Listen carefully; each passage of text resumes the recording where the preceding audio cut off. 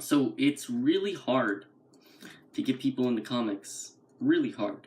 Even people who say they're interested in comics don't want to put in the effort to learn the stuff necessary to collect comics effectively. So I'm going to do a little video about the sort of the vernacular, as it were, behind collecting, the different formats through which one can collect, and that sort of deal. So first you have your most thought of stereotypical way to collect comics. That is to say, a single issue, otherwise known as a floppy. I don't call it that because I think it's dumb, but a single issue. So these are the books that come out weekly or bi-monthly, depending on what book it is. Books like Amazing Spider-Man will come out every 2 weeks. That is to say, bi-weekly. And less popular books might come out monthly. The standard is monthly, though. So this is Static Shock number 1, or this is rather Static number 1. This is the first issue of a series. It's about 22 pages. Sometimes you can get larger issues, but typically a single issue comic is about 22 pages. And so you have these come out monthly. These days, they will run you about $3.99 an issue. Very occasionally, you might find $2.99. I know DC Comics was holding on to the $2.99 price point for a little bit longer than most companies were. But typically, you'll find a single issue these days for $3.99, which is fairly expensive if you're just starting out and you're not too invested in the character yet. You're just experimenting. If you're experimenting, I would recommend not getting these.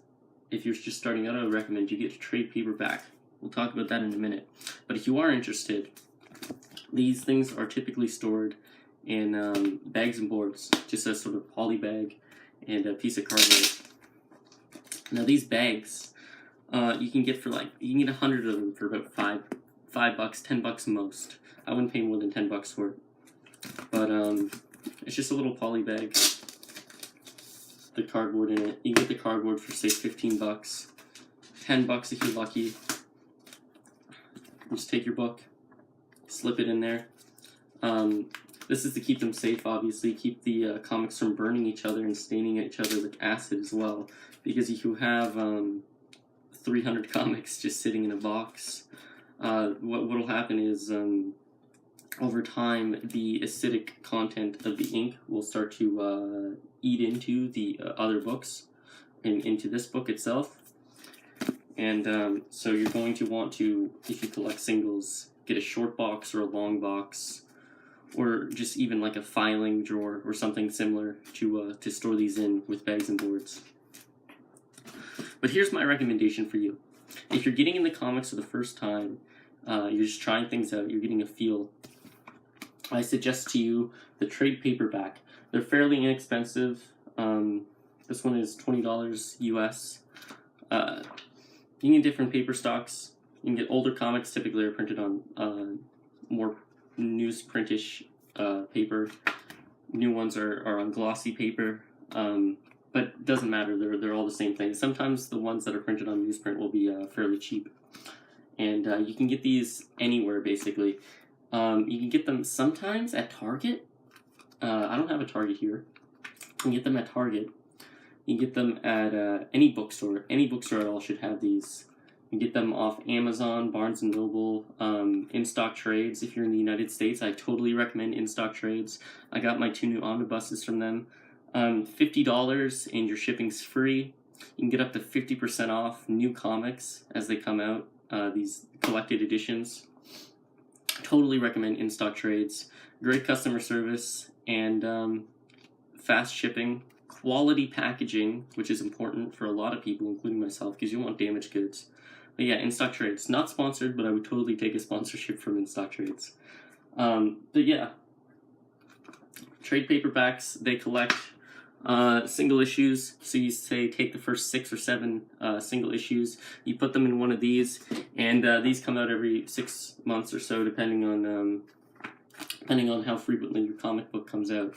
But this collects, for example, Uncanny X-Men number 138 to 143 and annual number 4. I would recommend these to anybody who's sort of on the periphery, anybody who wants to get into the history of comics. You can find really old comics collected. This one here is from 1979 and 1980. And this copy was printed like 2 years ago, something like that, 3 years ago tops. Quality book. I recommend getting into these if you're curious about comics. You can get bigger collections as well. These ones back here collect 15 comics or so. These essential editions collect 20 to 25 comics. They're in black and white and they're super cheap. You can get them for like $5-10. And I'll get into those in a future video. This is just sort of a quick situation. So the next cover up from that, the sort of more premier collected edition. These are the same things as trade paperbacks. They would have the same content, but they're slightly larger and obviously hardcover. Now these are really nice, and I personally love these hardcover collected editions. But I don't buy many of them because they are more expensive than the trade paperbacks for obvious reasons. And so there are several different ways you can get binding. This is just glued binding.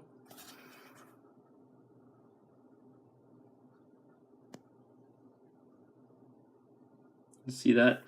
It does have a fake ribbon in there. You're going to want to be wary of that. You're going to want to check your books, open them up, to see if they have what's called gutter loss, which is when they're glued in like that and the eye isn't created with the ribbon. Sometimes you can lose content between the pages. But it's not a problem with smaller hardcovers. You're only going to want to be concerned about that with larger stuff, and we can make a video about that too in the future. We can discuss this. But yeah, hardcovers are another great way to collect comics on fairly cheap without having to buy new issues every 2 weeks to a month. The next thing I want to talk about, this is the top of the line business basically. You can get absolute editions, but for reading massive amounts of comics in hardcover edition, you get what's called an omnibus. And I believe this one collects somewhere between 45 and 47 issues of Spider-Man. And there's another one that's like a slipcase. You can get these beautiful wraparound covers as well. But yeah, these are chunky boys, as it were. And you see when I open it, that's what you want to see. That's a healthy collected edition. When it's really big and the eye opens up like that. So you don't want to read it such that you're putting pressure on the outside of the spine, as in you'll create like a curvature to your book. You don't want that. You want a nice big eye. You want the innermost binding to come up the ribbon. You want it to come up. You want to have it sewn in rather than glued like this. Like, this is a beautiful book. I've had no problems with this book coming apart as I've read it. I'm almost through it. I just got it like a week ago.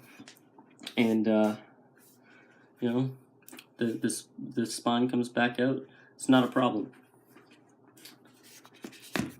Omnibuses are personally my favorite way to get like massive amounts of comics, but they are expensive. You're looking at a pretty hefty price tag. I didn't pay this much because I got it from In-Stock Trades for about, actually, I'll tell you exactly what I got this for from In-Stock Trades.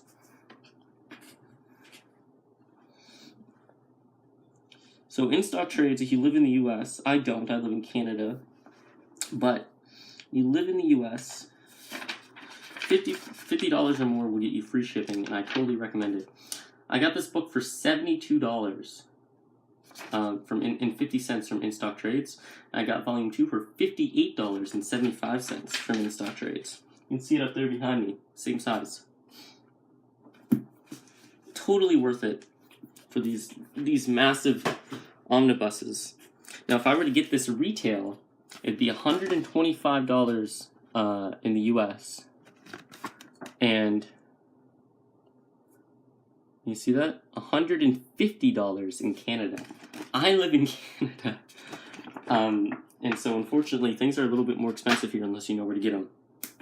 But yeah, I will go further into depth with this. If this video goes well, I'll show you how to protect your comics properly. I'll show you the different ways to store comics. I'll talk a little bit more about bonding. I can go into different types of collected editions, different ways to read back issues and that sort of thing without having to hunt down the individual comics.